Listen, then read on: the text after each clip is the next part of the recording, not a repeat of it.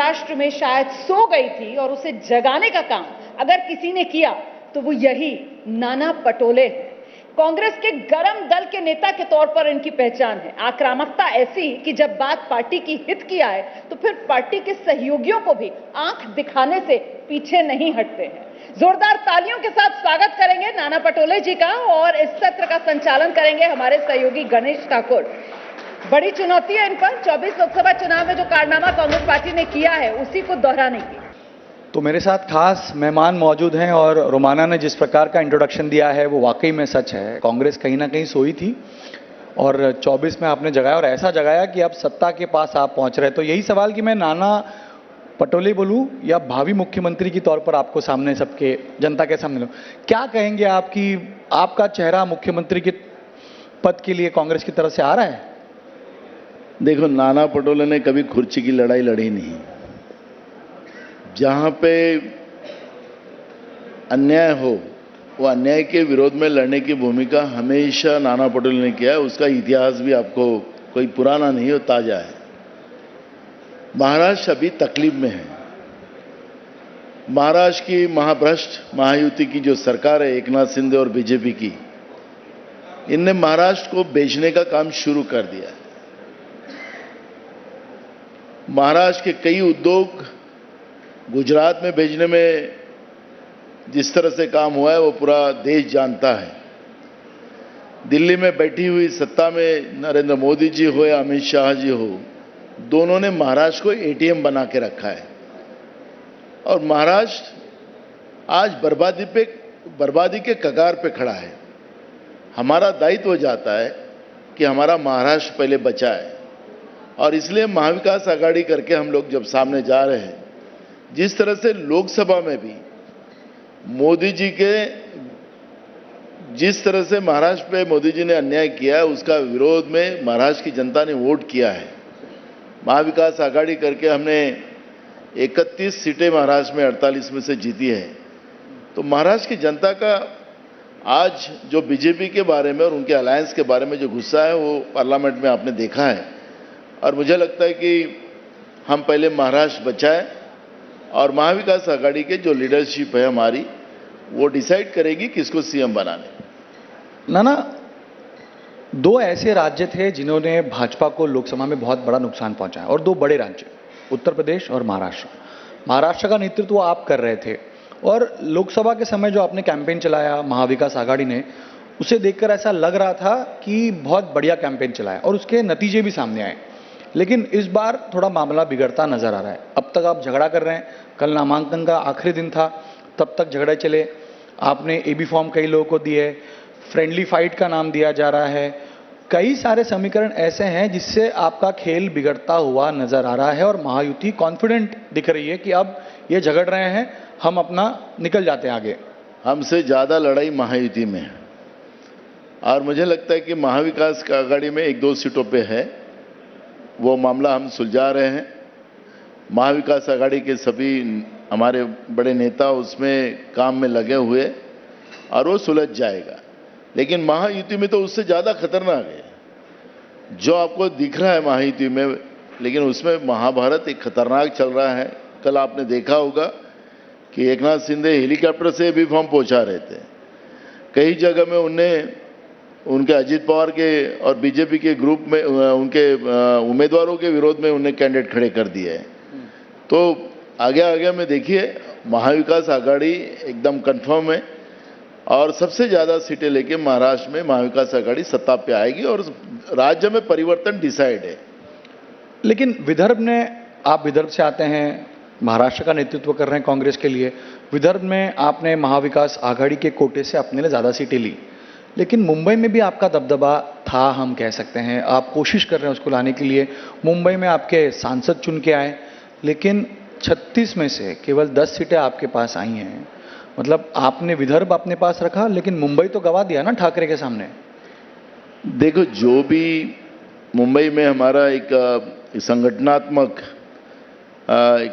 विभागीय हमारी कांग्रेस का अध्यक्ष हमारी वर्षा गायकवाड़ है, उसके नेतृत्व में अलायंस में डिस्कशन हुआ। मेरिट के आधार पर जो भी सीटें हमको मिली उसके आधार पर हम किसको ज़्यादा किसको कम सीटें का यहाँ पर ये होता नहीं। हमने मेरिट के आधार पर सीट डिस्ट्रीब्यूशन किया है और उसमें कम और ज़्यादा का जो इश्यू होता है उसमें कोई फर्क नहीं पड़ता। लेकिन मुंबई में तो आप अभी महानगर पालिका चुनाव भी होने वाले हैं, अगर ऐसे आप 10 सीटें लेकर सिर्फ लड़ेंगे, एक समय ऐसा था जहां महानगर पालिका में आपके पार्षद बड़े संख्या में थे, सांसद आपके रहते थे, मुंबई जो देश की आर्थिक राजधानी है यहीं से महाराष्ट्र चलता भी है, अगर ये आप छोड़ देंगे तो कहीं ना कहीं आपके साथ दूसरे जो कांग्रेस के आला नेता हैं उनका फेलियर था अपने पास मुंबई की ज़्यादा सीटें रखने का।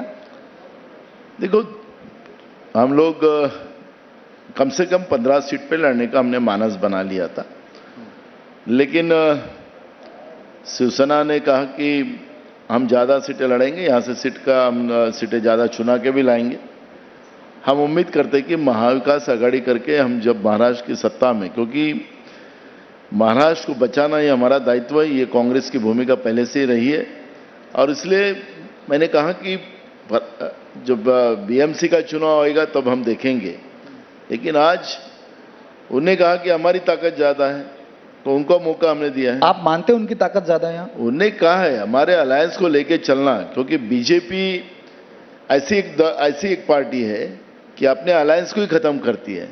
आपने देखा होगा कि बीजेपी ने एकनाथ शिंदे को और अजित पवार को खुद के कैंडिडेट उनको दिया है, कई जगह में आपको देखने मिलेगा। कांग्रेस की भूमिका अपने साथ वालों को बराबर साथ में लेके चलना, उनको भी न्याय मिलाना, ये हमारी कोशिश रही है और हमने किया है। लेकिन आप फॉल्स नैरेटिव फैलाते हैं, ऐसा देवेंद्र फडणवीस सभी लोग कहते हैं। लोकसभा में आप जीते इसलिए, कोई वेव नहीं थी, आपने फॉल्स नैरेटिव सेट किया कि संविधान बचेगा नहीं, और उसी नैरेटिव के ट्रैप में वो मानते हैं कि हम उस ट्रैप में फंस गए, हम ओवर कॉन्फिडेंट हैं इसीलिए जीते। इस बार हम कदम जो बढ़ा रहे हैं एक साथ और बहुत संभल के आगे चल रहे हैं, तो इस बार नुकसान नहीं होगा उनका। सबसे ज्यादा तो फेक नैरेटिव्स डालने में बीजेपी एक्सपर्ट है, ये तो पूरे देश में मालूम है। महाराष्ट्र की तो जनता अच्छे भलीभांति इन लोगों को जानती है। 2 बार इनको मेजॉरिटी में यहाँ पे लोगों ने चुन के दिया, वो उस गलती को लोगों ने ऐसा शुरू हो गया कि हमने बीजेपी को ज़्यादा वोट देकर ज़्यादा सीटें चुनकर हमने बहुत बड़ी गलती की, ये महाराष्ट्र की जनता के समझ में आ चुका है। अब रहा संविधान की बात, संविधान का मेन जो बेसिक है समानता का, वो बेसिक को इन लोगों ने खत्म कर दिया। लेकिन कहाँ? मैं बता रहा हूँ, वो तो बता रहा हूँ, उदाहरण के लिए बता रहा हूँ। आप मुझे बताइए कि हमारी सिविल सर्विसेज जो है ऑल इंडिया, एजुकेशन का रिजर्वेशन खत्म कर दिया, तो संविधान बचाया कहाँ इन लोगों ने? बोलने की बात है, वास्तविकता तो जो मैंने बताया वो वास्तविकता है और रिकॉर्ड पे है। तो ये हमने कोई फेक नैरेटिव डाला नहीं था, हमने वास्तविकता डाली थी। क्यों नहीं 50% का आरक्षण की मर्यादा खत्म करते ये लोग? आपके बारे में आरोप हुआ उस दिन जब राहुल गांधी ने विदेश में जाकर कहा कि रिजर्वेशन के बारे में जो बयान दिया उसका आप समर्थन करते हैं, और आप पर भी टीका होती है कि रिजर्वेशन खत्म करने का काम कांग्रेस कर रही है। ये झूठ फैलाने में बड़े एक्सपर्ट हैं। अब राहुल गांधी जी अमेरिका में बोले, वो अंग्रेजी में बोले, इनको अंग्रेजी नहीं समझते तो मेरा क्या गलती है? अब नरेंद्र मोदी जी क्या करते हैं देश में दुनिया में जाकर, वो फोटो सेशन में पूरा उनका ध्यान रहता है। 3 देश के अगर लोग बड़े नेता वहां के बात कर रहे हैं तो उनसे बात नहीं करते, क्योंकि उनकी लैंग्वेज उनको समझती नहीं। मेरे सवाल का जवाब दीजिए। और उनका पूरा ध्यान पूरा कैमरे की तरफ रहता है, तो अब उनका प्रॉब्लम है। राहुल गांधी जी ने वहां पर जो बात कही इनको समझ में नहीं आ रही, और वो फेक नैरेटिव डालने का काम जो बीजेपी कर रही है, महाराष्ट्र की और देश की जनता समझती है। इस तरह की बातें लाकर मूवमेंट को घुमाकर वो सत्ता में आने का एक समझ उनके दिल में होगा, दिमाग में होगा। अब नहीं चलेगा महाराष्ट्र में। महाराष्ट्र की जनता ने तय कर लिया है कि इनको अब सत्ता से बाहर करने का। लेकिन आपका एग्रेशन आपके खिलाफ भी जाता है, जैसे शिवसेना आपसे खासा नाराज है, आप अध्यक्ष हैं लेकिन चर्चा में अंतिम तौर पे आप नहीं आए। बाला साहेब थोरात को आगे आना पड़ा।